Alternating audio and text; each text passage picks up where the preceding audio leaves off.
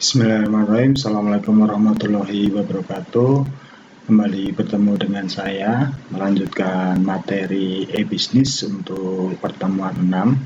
Kali ini kita akan membahas mengenai supply chain management dan implementasinya. Ya. Nah, di sini supply chain management apa itu?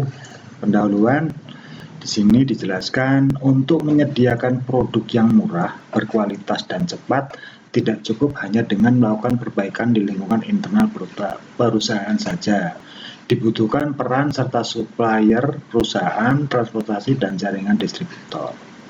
Kesadaran akan adanya produk yang murah, cepat, dan berkualitas inilah yang melahirkan konsep baru di tahun 1990-an, yaitu supply chain management.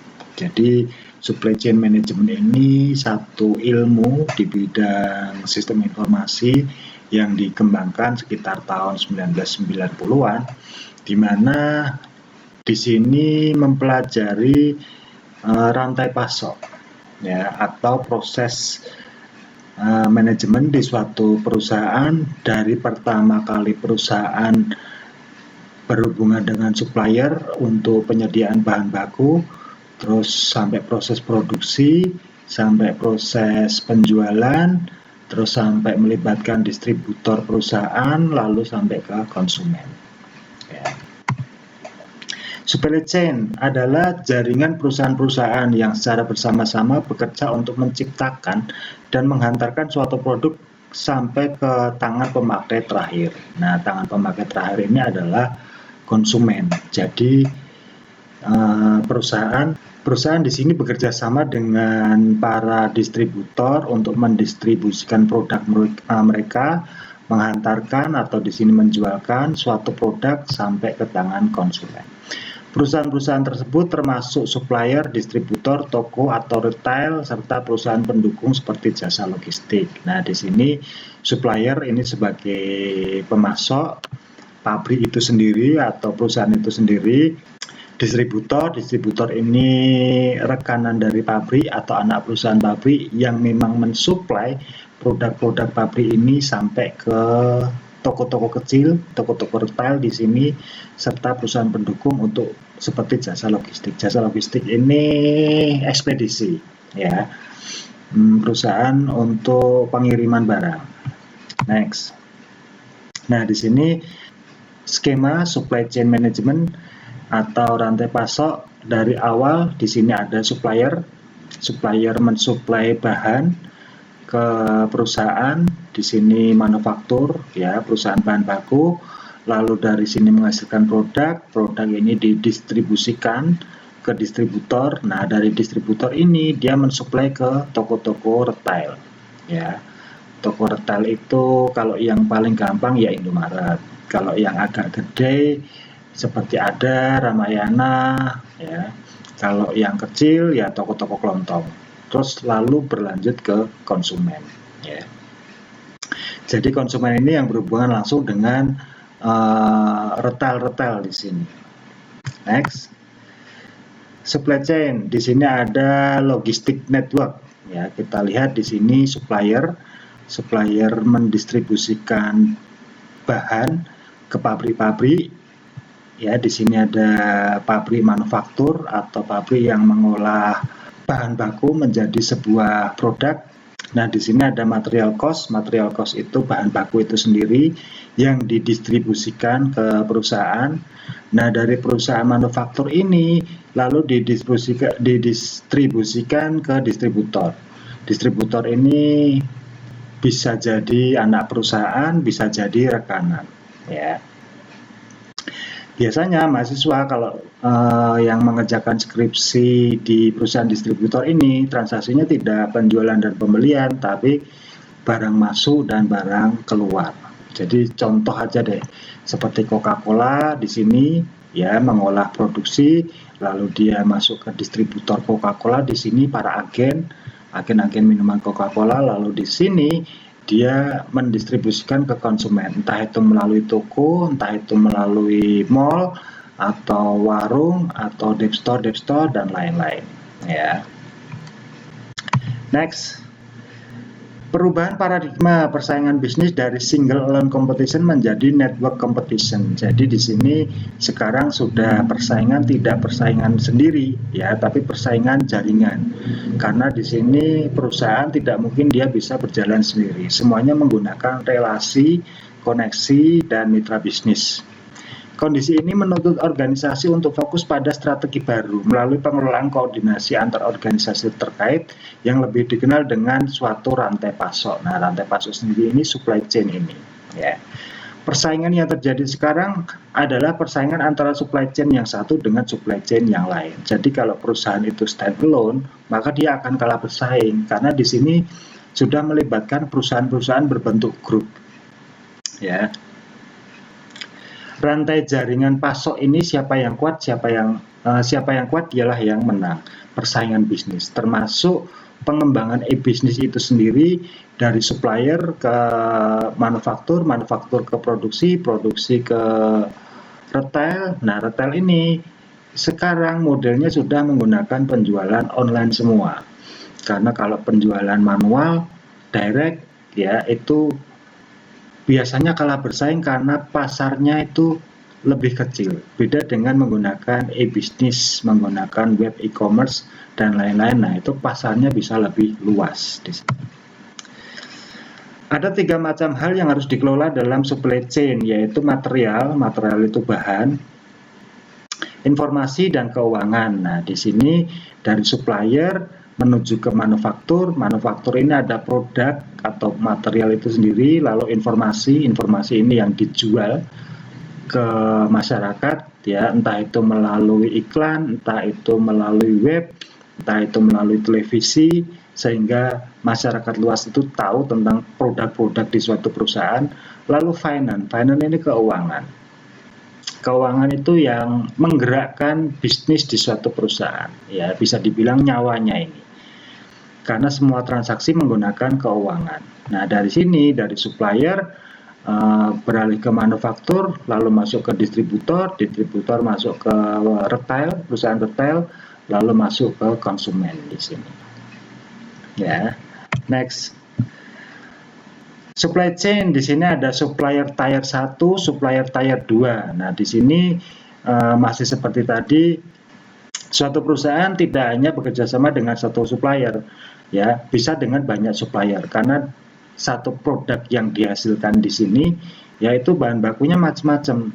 Contoh aja Coca-Cola itu dari produksi minumannya, bahan bakunya, sampai botolnya, sampai kemasannya, sampai logonya, terus distribusinya. Nah, itu melibatkan banyak supplier, melibatkan banyak distributor di sini. Sampai akhirnya produk itu sampai ke retail toko dan bisa dibeli oleh konsumen. Tujuan supply chain di sini memaksimalkan keseluruhan nilai. Jadi supply chain surplus di sini adalah customer value diminus supply chain cost. Jadi harga yang dibayar customer di sini itu dikurangi dengan biaya distribusi. Kalau di sini hasilnya minus, berarti supply chain-nya tidak surplus. Harusnya di sini plus ya. Jadi biaya ini harusnya lebih kecil dari harga customer. Anggap aja setelah dihitung Coca-Cola itu satu botolnya menghasilkan atau menghabiskan biaya produksi sekitar 10.000. Maka di sini harusnya dijual ke customer itu lebih dari 10.000, entah 12.000 atau 15.000, sehingga ada surplus di sini 5.000, 3.000 ya. Dalam partai besar dikalikan sejumlah botol minuman terjual, nah itu yang dibilang supply chain surplus. Contoh, nah di sini dari penjualan sebuah router diperoleh pendapatan sebesar $60. Nah, ini router ya, dijual satunya $60. Rantai pasok menimbulkan biaya-biaya. Di sini ada informasi, ada penyimpanan, ada transportasi, ada komponen, ada perakitan dan lain-lain. Keuntungan rantai pasok di sini adalah jumlah biaya ini ya dibandingkan dengan harga ini ya. Di sini rumusnya $60 dikurangi jumlah biaya. Kalau jumlah biaya ini lebih kecil daripada ini berarti supply chain-nya surplus. Tapi kalau jumlah biaya ini lebih besar berarti perusahaan rugi ya. Berarti harga ininya harusnya ditingkatkan lagi agar perusahaan tidak rugi. Keuntungan rantai pasok per total laba dibagikan semua tahap rantai pasokan. Nah, ini kita lewat aja. Pelanggan merupakan sumber pendapatan ya, di mana-mana proses bisnis apapun itu sumber pendapatannya adalah pelanggan. Sumber biaya adalah arus informasi, produk, dan finansial yang terjadi di antara tahapan-tahapan rantai pasokan. Nah, ini biaya yang dibutuhkan pada proses informasi, proses produk, finansial, dan seterusnya. Itu merupakan tahapan dari rantai pasok.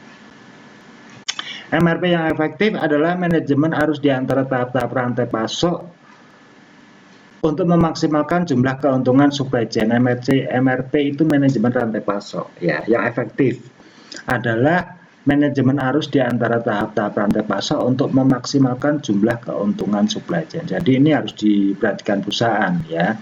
Di sini dia harus meminimalkan biaya produksi sehingga harga jual bisa lebih tinggi dan bisa menghasilkan keuntungan ke perusahaan. Masalah pada supply chain, rantai pasokan bisa sangat panjang karena melibatkan banyak mitra internal dan eksternal yang terletak di tempat yang berbeda.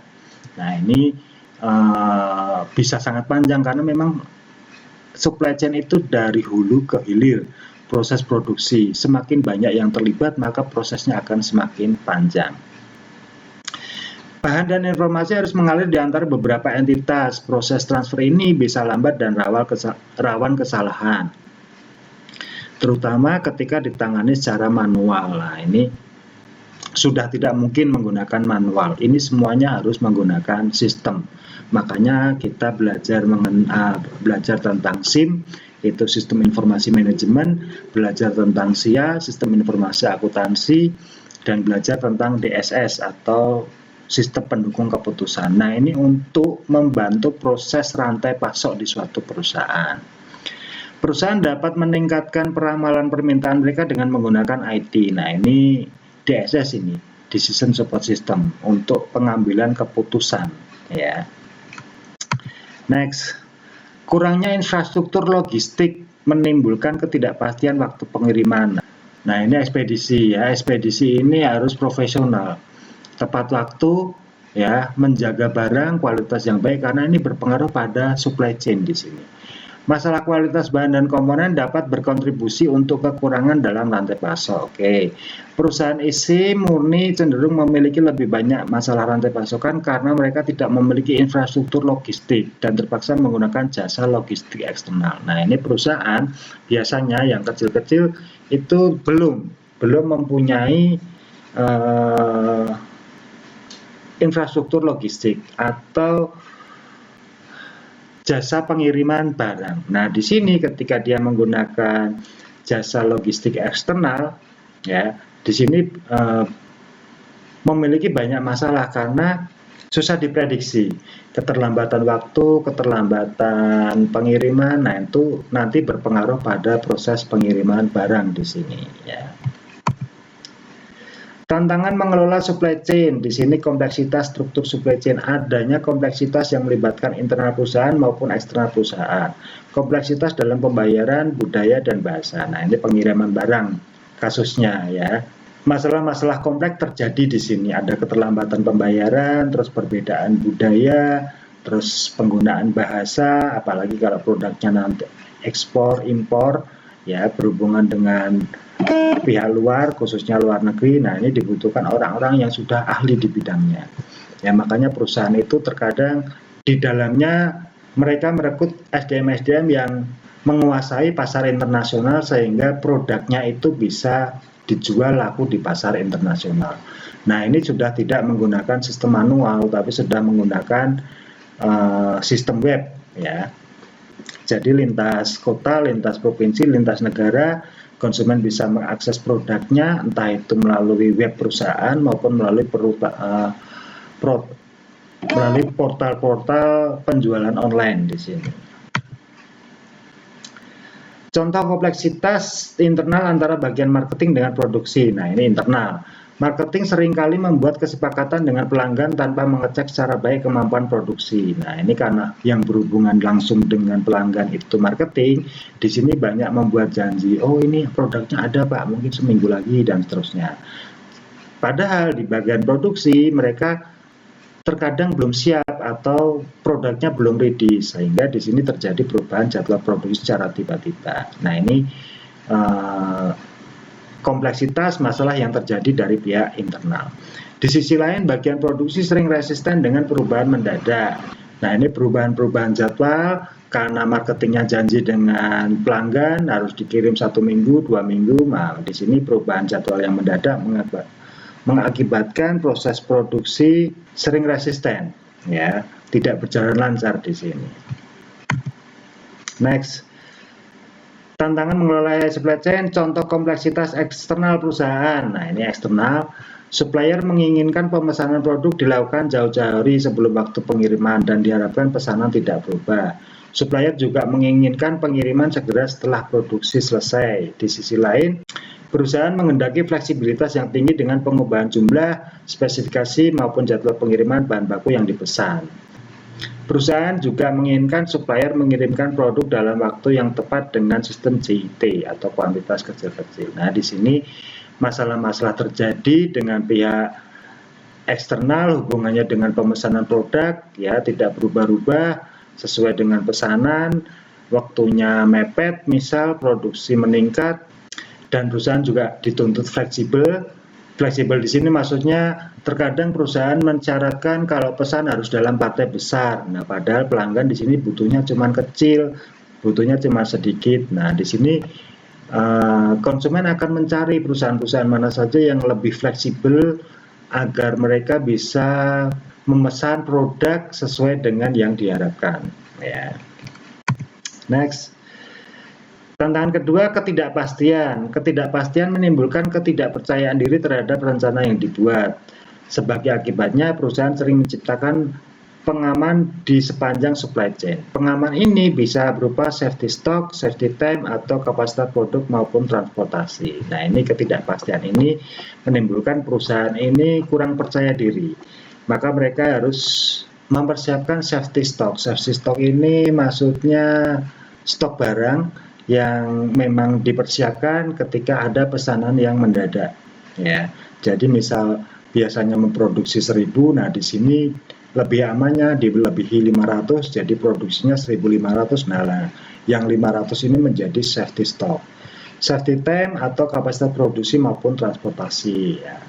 Nah, ini kapasitas produksi yang barusan kita bahas, dan ini transportasi ini hubungannya dengan ketepatan waktu di sini agar konsumen tidak kecewa, ya.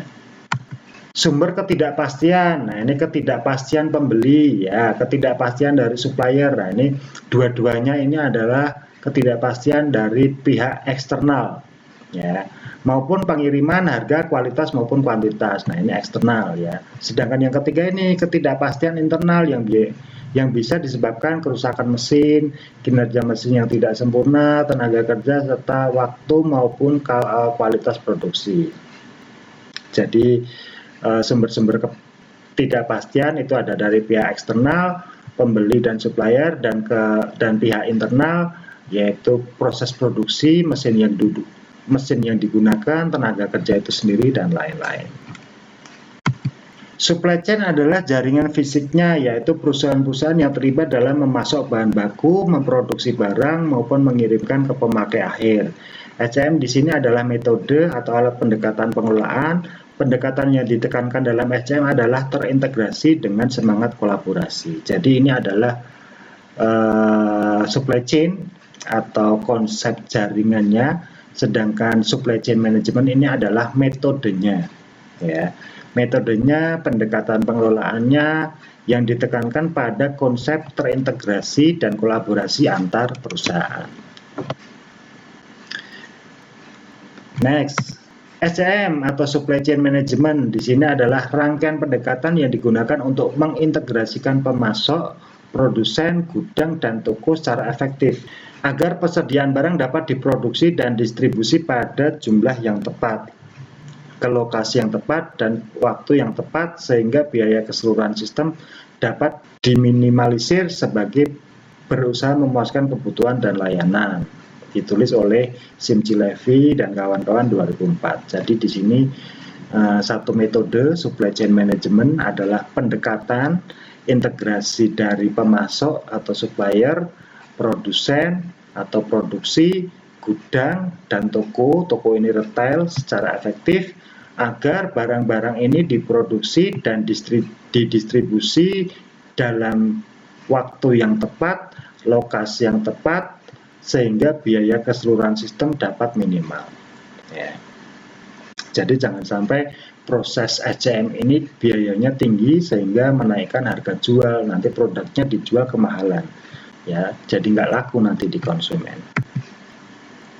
Komponennya ini sudah dibahas tadi, ada perusahaan, terus ada distributor, lalu di sini ada retail, ya retail toko, retail mall, retail minimarket, dan lain-lain. Upstream supply chain meliputi aktivitas dari suatu perusahaan manufaktur.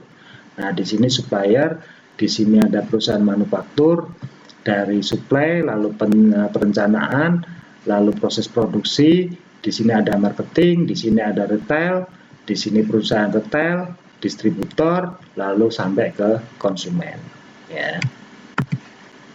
Nah, ini contoh kegiatan upstream untuk pabrik perakitan sebagai fokus dari rantai pasokan adalah ini yang pertama, memasok bahan baku yang merupakan bahan tidak diproses, misalnya logam, aluminium, dan lain-lain. Lalu di sini fokus kegiatannya menimbang bahan yang diminta dengan cepat, mengangkut atau pengiriman ke pabrik. Nah, ini dari supplier bahan baku sebelum diproses, bahan mentah ya, logam, aluminium, dan tembaga, lalu ditimbang, lalu secepatnya dikirim ke pabrik.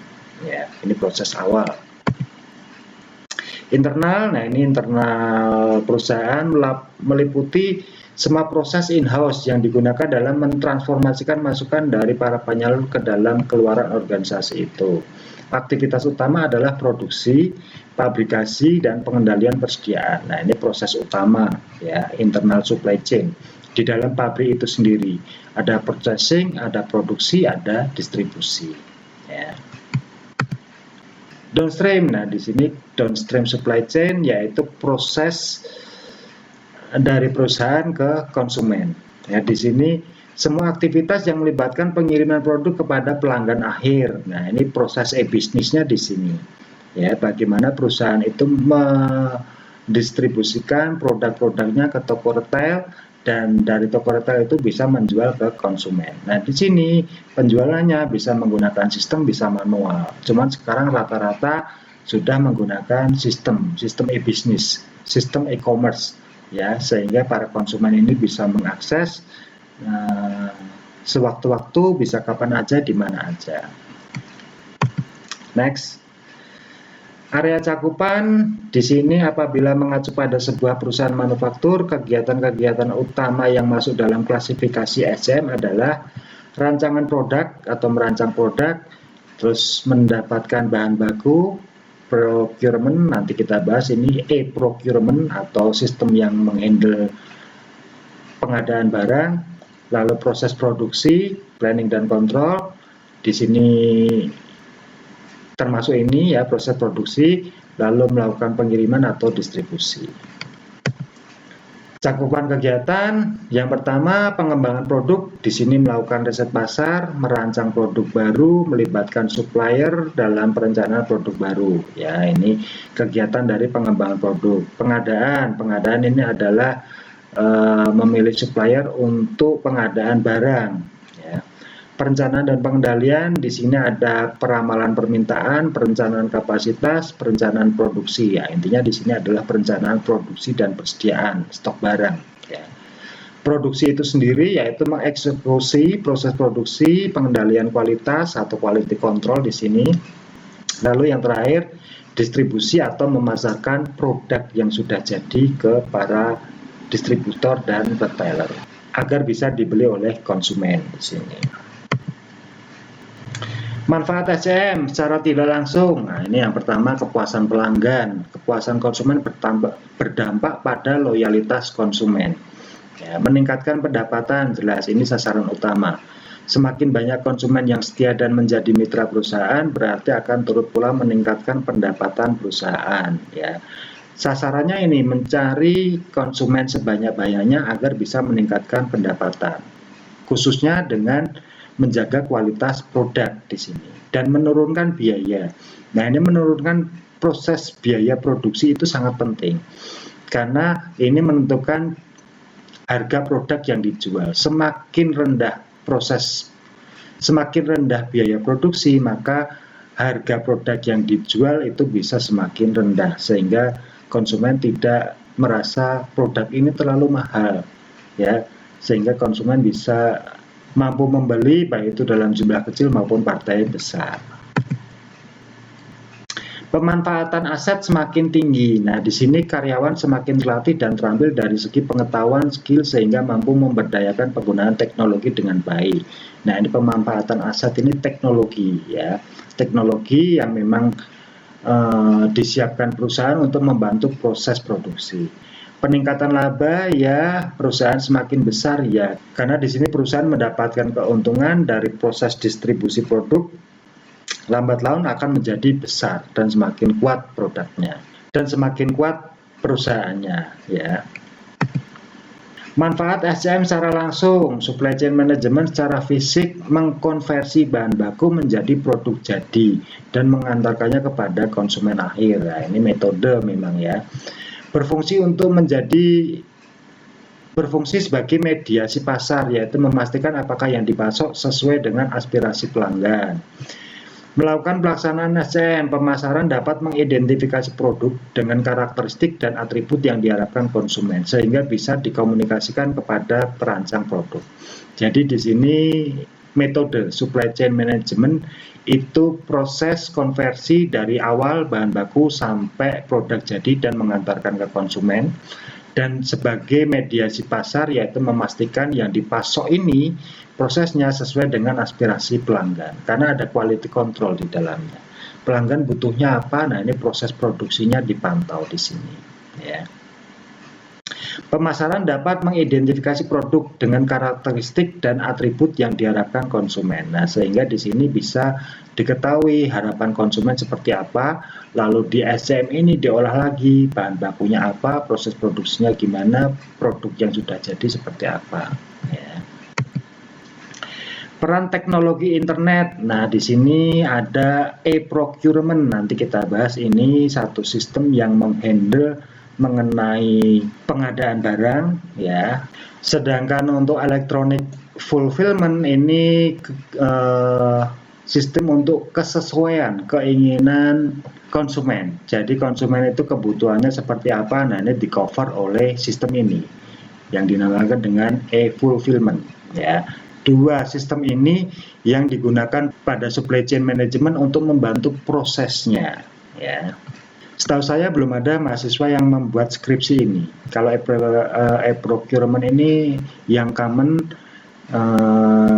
digunakan di sistem LPSE. LPSE itu sistem pemerintahan, e-government yang menghandle pengadaan barang atau pengadaan bahan baku di sini, ya. Next. Nah, ini dibahas electronic procurement. Salah satu model pengadaan yang mendukung hubungan jangka pendek adalah e-auction, yaitu suatu aplikasi untuk mendukung kegiatan lelang. Nah, ini proses lelang karena pengadaan barang itu banyak vendor yang terlibat, maka di sini proses transparansinya melalui lelang. Nah, lelang ini menggunakan sistem ini, e-procurement. Pembeli mengundang beberapa calon supplier untuk menawarkan harga produk dengan spesifikasi dan jumlah tertentu dalam waktu yang telah ditentukan. Nah, ini dalam proses kalau di pemerintahan ini menghindari KKN, ya, korupsi, kolusi, dan nepotisme. Jadi pengadaan bahan baku ini transparan, modelnya lelang. Ya, penawaran menggunakan e-procurement. Jadi tidak penunjukan langsung di sini, karena belanjanya itu dalam partai yang besar. Karena kalau penunjukan langsung di sini dikhawatirkan nanti ada penyelewengan anggaran biasanya. Makanya menggunakan sistem ini bisa dilihat banyak orang, tendernya terbuka, by system, modelnya lelang. Ya. Supplier dengan harga terendah yang dianggap menang. Nah, di sini karena lelang spesifikasinya sama, supplier mana yang memberikan harga terendah. Nah, disitulah sebagai pemenang atau supplier yang ditunjuk oleh perusahaan. E-fulfillment adalah pemenuhan pesanan pelanggan secara elektronik. Nah, di sini menerima order melalui email atau web-based order. Jadi di sini sistem yang disiapkan untuk digunakan para pelanggan untuk memesan produk. Ya, di situ bisa order, entah itu email, entah itu langsung di web. Para pelanggannya langsung menyebutkan kebutuhan barangnya seperti ini dengan spesifikasi seperti ini. Ya. Manajemen gudang meliputi pengendalian persediaan produk dan kegiatan administrasi gudang secara umum. Oke. Komunikasi dengan pelanggan untuk memberikan informasi, status pesanan, dukungan teknis, dan sebagainya. Nah, sistem ini banyak diakses pelanggan. Kenapa? Karena ketika dia pesan, itu bisa di-track ya, pesanannya sampai di mana, sudah di-packaging atau belum, sudah dikirim atau belum, ya, dan di sini ada keterangan dukungan teknis. Kegiatan reverse logistik yaitu berupa pengembalian produk ke bagian SCM akibat pengembalian dari pelanggan. Nah, ini proses retur. Ya, ketika pelanggan itu kecewa dengan produknya atau cacat produk, nah ini pelanggan harus dirawat. Kalau tidak dirawat, maka pelanggan akan beralih ke perusahaan yang lain atau ke toko yang lain. Nah, di sini makanya disiapkan proses retur, biasanya hubungannya dengan customer service di sini. Terima kasih, segini dulu kuliah kali ini, sekilas membahas mengenai supply chain management atau rantai pasok di perusahaan. Sebelum kita mendalami lagi proses e-bisnis, kita bahas dulu bagaimana sistem produksi dari awal sampai akhir suatu perusahaan, sehingga perusahaan itu menghasilkan produk dan siap dijual ke konsumen atau masyarakat. Oke, semoga ada diskusi, kita bisa diskusi melalui WhatsApp group. Kuliah saya tutup, billahi taufik wal hidayah. Wassalamualaikum warahmatullahi wabarakatuh.